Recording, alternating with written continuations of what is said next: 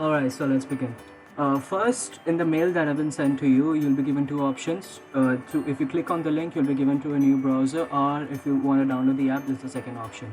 If you click on the link, then you're given two options to join the meeting or join meeting in the browser. If you click on join my meeting, you'll be told to download the app, or if you click on join meeting in the browser, you'll be open in a new tab. As it opens in the new tab, that's it. You'll be logged into the meeting.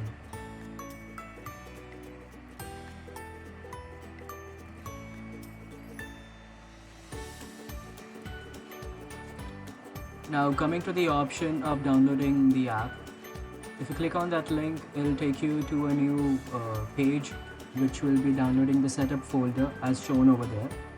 If you click on the setup folder, it'll initialize and download the whole application on your phone, on your laptop or computer. After the setup is done, it'll ask you for the URL of the meeting. The URL of the meeting is present in the mail that we sent before. Is the same URL as before. Thank you. Thanks for watching.